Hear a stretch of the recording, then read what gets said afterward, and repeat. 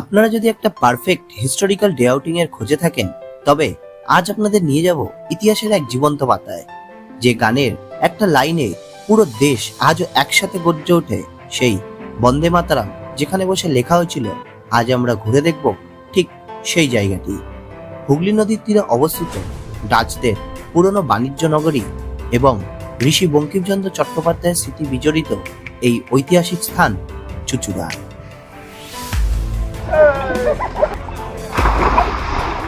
তো হ্যালো বন্ধুরা, দিশাইন অভিযানের নতুন একটি ভিডিওতে আপনাদের সবাইকে স্বাগত জানাই। আশা করি আপনারা সবাই ভালো আছেন, সুস্থ আছেন। এই মুহূর্তে আমি দাঁড়িয়ে আছি চুঁচুড়া স্টেশনে, আর এখান থেকে কিন্তু আজ আমরা যাব সাহিত্য সম্রাট বঙ্কিমচন্দ্র চট্টোপাধ্যায়ের বাড়িতে। তো চলুন দেরি না করে আজকের অভিযানে ডুব দেওয়া যাক।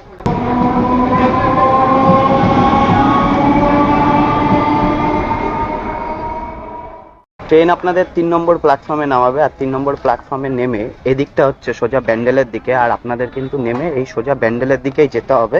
সামনের দিকে গেলেই কিন্তু আপনারা সিঁড়ি পেয়ে যাবেন নিচে নামার, আর এই সিঁড়ি দিয়ে কিন্তু আপনাদেরকে নিচের দিকে নেমে যেতে হবে। এই চুঁচুড়া থেকে কিন্তু আপনারা সরাসরি রামকৃষ্ণ মিশনেও যেতে পারবেন, রামকৃষ্ণ আশ্রম। সেদিকে যেতে গেলে আপনাদেরকে বাঁদিকে যেতে হবে, আর আমরা এখন যেদিকে যাব সেদিকের জন্য ডান দিকে যেতে হবে। নিচ থেকে নেমে কিন্তু এখানে অটো থাকবে, অটো করে আপনাদের বলতে হবে জোড়াঘাট যাব। চুঁচুড়া হুগলি নদীর তীরে অবস্থিত পশ্চিমবঙ্গের অত্যন্ত প্রাচীন এক শহর। অতীতে এই শহর ছিল ডাচ ইস্ট ইন্ডিয়া কোম্পানির অত্যন্ত ব্যস্ত এক বাণিজ্য নগরী। এখানকার পরতে পরতে জড়িয়ে আছে ডাচ আমলের ইতিহাস। তবে শুধু ইতিহাস নয়, বাংলা সাহিত্যেও এই শহরের অবদান অনস্বীকার্য। বন্ধুরা, অবশেষে কিন্তু আমি এসে পৌঁছেছি জোড়াঘাটে অবস্থিত সেই বিখ্যাত বন্দে মাতারাম ভবনটিতে। আমার পেছনেই কিন্তু দেখতে পাচ্ছেন সেই বিখ্যাত বন্দে মাতারাম ভবন, এবং সামনেই কিন্তু রয়েছে বঙ্কিমচন্দ্র চট্টোপাধ্যায় একটি আবক্ষ মূর্তি। চুঁচুড়া স্টেশন থেকে অটো করে এখানে আসতে কিন্তু প্রায় 15 থেকে 20 মিনিট সময় লেগেছে, আর ভাড়া লেগেছে কিন্তু 30 টাকা।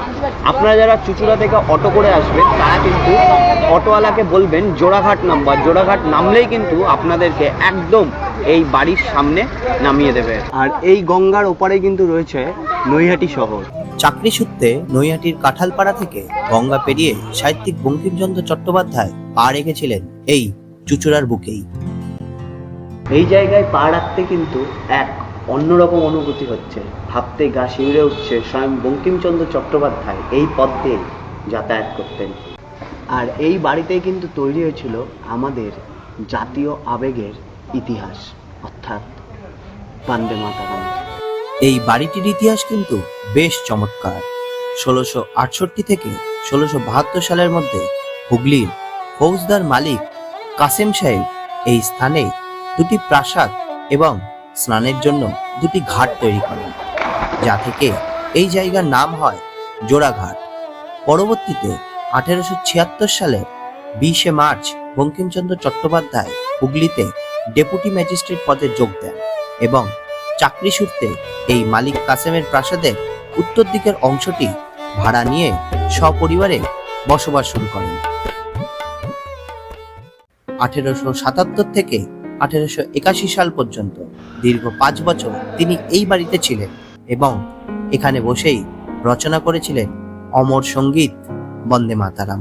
1838 সালের 26শে জুন দুর্গাদেবীর গর্ভ থেকে জন্মগ্রহণ করেন যাদবচন্দ্র চট্টোপাধ্যায়ের তৃতীয় পুত্র, অর্থাৎ বঙ্কিমচন্দ্র চট্টোপাধ্যায়। আর মাত্র 11 বছর বয়সে, অর্থাৎ 1849 সালে তিনি কিন্তু ভর্তি হন হুগলি কলেজে, বর্তমানে যেটি মহসিন কলেজ। এই জায়গায় আসলে কিন্তু দেশত্ববোধের পাশাপাশি আপনাদের মধ্যে এক অদ্ভুত আবেগ তৈরি হবে। আমার তো হচ্ছে, জানি না আপনারা কেমন ফিল করবেন। আপনারা যদি সেই একই অনুভূতি অনুভব করতে চান, তাহলে অবশ্যই কিন্তু আপনাদের একটা উইকেন্ডে চলে আসতে হবে এই জায়গায়। ভেতরে প্রবেশ করেই ডান দিকের আপনাদের চোখে পড়বে ভারত মাতার এই ছবিটি, যেটি এঁকেছিলেন স্বয়ং অবনীন্দ্রনাথ ঠাকুর। হুগলির ডেপুটি ম্যাজিস্ট্রেট থাকাকালীন বঙ্কিমচন্দ্র চট্টোপাধ্যায় 1877 সালের গোড়ার দিকে কাঁঠালপাড়ার বাড়ি থেকে সপরিবারে কিন্তু চলে আসেন চুঁচুড়া এই জোড়াঘাটে অবস্থিত এই ভাড়া বাড়িটিতে। এখানে কিন্তু তিনি দীর্ঘ 5 বছর অতিবাহিত করেন। কৃষ্ণকান্তের উইল, আনন্দমঠের মতো বিভিন্ন কালজয়ী উপন্যাস কিন্তু তিনি এই বাড়িতে বসেই লিখেছিলেন। আর এই বাড়িতেই কিন্তু ক্ষেত্রনাথ মুখোপাধ্যায়ের সুরে আর বঙ্কিমচন্দ্র চট্টোপাধ্যায়ের পূর্ণ সমর্থনে রূপদান হয়েছিল সেই বিখ্যাত বা আমাদের রক্ত গরম করা সঙ্গীত বন্দে মাতরমের, যা কিন্তু স্বাধীনতা অর্জনে এক বিশাল ভূমিকা লাভ করে। যখনই কোনো স্বাধীনতা সংগ্রামীদেরকে গ্রেপ্তার করা হতো, তাদের মুখ থেকে কিন্তু বা শেষ সময় কিন্তু একটাই শব্দ বেরোতো, বন্দে মাতরম। আর এখানে আসলে কিন্তু আপনারা দেখতে পাবেন এই বাড়িতে যারা যারা নিত্য যাতায়াত করতো তাদের কিন্তু নাম এখানে দেওয়া আছে। তার মধ্যে আছে ভূদেব মুখোপাধ্যায়, অক্ষয়চন্দ্র সরকার, পণ্ডিত রামগতি ন্যায়রত্ন, এছাড়া হরপ্রসাদ শাস্ত্রী ও বিভিন্ন মানুষ কিন্তু এই বাড়িতে যাতায়াত করতেন। আর এটি হলো বঙ্কিমচন্দ্র চট্টোপাধ্যায়ের পারিবারিক চিত্র। দেখতেই পাচ্ছেন এখানে যে ছবিগুলো দেওয়া আছে, এনারাই কিন্তু ছিলেন তার পরিবারের সদস্যা। দেখুন এখান থেকেই কিন্তু বাইরে গঙ্গা দেখা যাচ্ছে। আর একটা দারুণ অনুভূতি হয় যে এই জায়গায় দাঁড়িয়ে বাইরের দিকে গঙ্গা দেখতে দেখতে লেখা ভাব এমনি চলে আসে মাথার মধ্যে, অনেক প্ল্যান, অনেক চিন্তা, অনেক কিছু এখান থেকে কিন্তু আপনারা অনুভব করতে পারবেন। দেখুন সত্যি কথা বলতে আমি বাঙালি ঠিকই, কিন্তু বাঙালি হয়েও এই মানুষটার কখনো তল পাইনি, কারণ এই মানুষটির লেখা এত উচ্চমার্গের যে সেই উচ্চমার্গের লেখা পড়ার মতো ক্ষমতা আমাদের মতো তুচ্ছ মানুষের নেই। উনি এতটাই সাবলীল থাকতো আর ওনার ভাষার উপর এত দখল ছিল, উনি এতটাই সাধু ভাষায় প্রত্যেকটা লাইন এবং প্রত্যেকটা অক্ষরকে লিখতো বা প্রত্যেকটা শব্দকে বর্ণনা করত।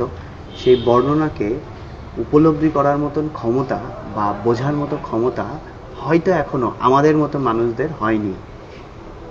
কিন্তু তাও বলবো, যেটুকু শুনেছি গপ্পমীরের থেকে কিংবা সানডে সাসপেন্সে বা অন্যান্য বিভিন্ন গল্পের মাধ্যমে, সেই গল্পগুলো শোনার পরে কিন্তু মনের মধ্যে এই মানুষটার প্রতি অর্থাৎ সাহিত্য সম্রাট বঙ্কিমচন্দ্র চট্টোপাধ্যায়ের উপর শ্রদ্ধা আর ভক্তি সবার উপরে থাকে। আর এই হেরিটেজ বাড়িতে ঢোকার জন্য কিন্তু কোনো টিকিট মূল্য লাগে না, এটি কিন্তু সম্পূর্ণ ফ্রি সকল মানুষের জন্য। আপনারা কিন্তু অনায়াসে এখানে এসে একটা দিন ঘুরে যেতে পারেন। আর এই বাড়ি থেকে কিন্তু তিনি কপালকুণ্ডলা, দুর্গেশ নন্দিনী, কৃষ্ণকান্তের উইল, রাজসিংহ, আনন্দমঠ, দেবী চৌধুরানী অসংখ্য উপন্যাস কিন্তু লিখেছিলেন। এখন কিন্তু আপনাদেরকে দেখাবো ভারতবর্ষের জাতীয় পতাকার ইতিহাস। 1905 সালে তৈরি হওয়া সিস্টার নিবেদিতার জাতীয় পতাকা থেকে শুরু করে আজকের জাতীয় পতাকার পরিবর্তন, সেই পরিবর্তন কিন্তু আপনাদের সঙ্গে এখন আমি শেয়ার করব। দেখুন 1905 সালে কিন্তু সিস্টার নিবেদিতা দ্বারা তৈরি হয়েছিল এই জাতীয় পতাকাটি। যারা সিস্টার নিবেদিতা ভবনে গেছেন বাগবাজারে, তারা কিন্তু অবশ্যই তার বাড়িতে গেলে এই পতাকাটা দেখতে পাবেন। সেলাই করে বানানো হয়েছিল। সিস্টার নিবেদিতা তখন বাচ্চাদেরকে পড়াতেন যে মেয়েদের, তারা কিন্তু সকলে মিলে তৈরি করেছিলেন ভারতের প্রথম পতাকা বন্দে মাতরমের, এই বজ্র নির্মিত পতাকা। তারপরে হলো 1906 সালে এই পতাকাটি, এবং তারপরে হলো এই পতাকাটি দেখতেই পাচ্ছেন মাদাম কামা দ্বারা প্রস্তুত এই পতাকাটি 1907 সালে। আর 1947 সাল থেকে এখনো পর্যন্ত ভারতের বর্তমান জাতীয় পতাকা কিন্তু গেরুয়া, সাদা, সবুজ ও নীল, আমাদের ভারত মাতা এক গৌরব। এই দেশ আমাদের মা, আমরা কিন্তু ভারতকে মাতৃরূপে পুজো করি। তো আমাদের কর্তব্য নিজেদের দায়িত্ববোধে অটুট থেকে আমাদের এই মাকে রক্ষা করা।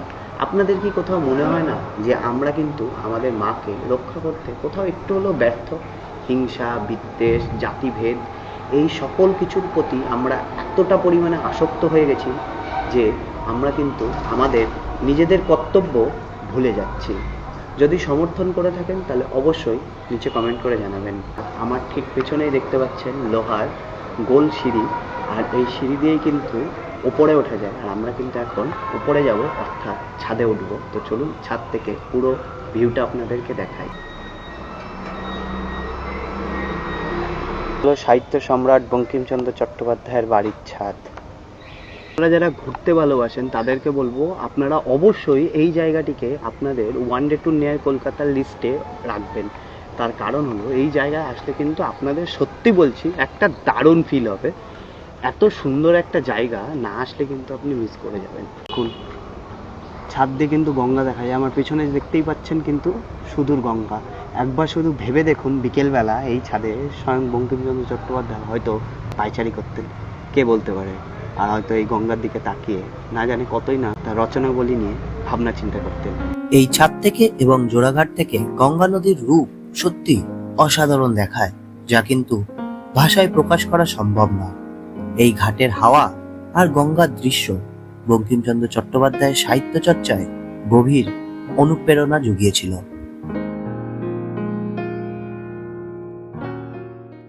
আর আপনারা যারা এখানে ঘুরতে আসবেন এবং ছাদে উঠবেন তাদেরকে বলবো আপনারা কিন্তু সাবধানে এই সিঁড়ি দিয়ে ওঠানামা করবেন।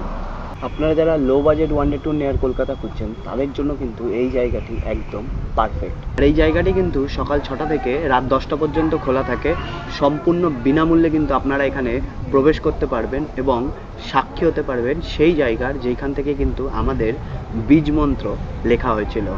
তো এই ছিল আজকের ভিডিও। আই হোপ আপনাদের ভালো লেগেছে। কেমন লেগেছে অবশ্যই কমেন্ট করে জানাবেন। ভালো লাগুক কিংবা খারাপ লাগুক নিজের মনে করে জানিয়ে দেবেন। আর ভিডিও যদি ভালো লেগে থাকে তাহলে অবশ্যই চ্যানেলটিকে সাবস্ক্রাইব করে দেবেন। দেখা হবে পরবর্তী কোনো গল্পে, পরবর্তী কোনো অভিযানে। ততক্ষণ পর্যন্ত ভালো থাকুন, সুস্থ থাকুন, আর হ্যাঁ অবশ্যই পরবর্তী অভিযানের জন্য প্রস্তুত থাকুন।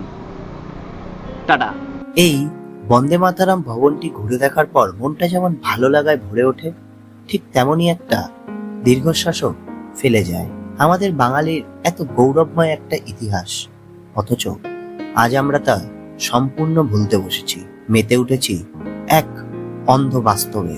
আমাদের নিজেদের স্বার্থেই এই ঐতিহ্যগুলোকে আরো বেশি করে সম্মান জানানো এবং টিকিয়ে রাখা উচিত, যাতে ভবিষ্যৎ প্রজন্ম আমাদের এই গৌরবের কথা ভুলে না যায়।